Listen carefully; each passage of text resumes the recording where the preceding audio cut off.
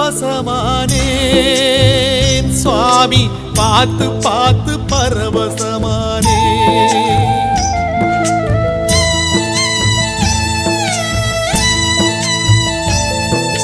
பார்த்து பார்த்து பரவசமானேன்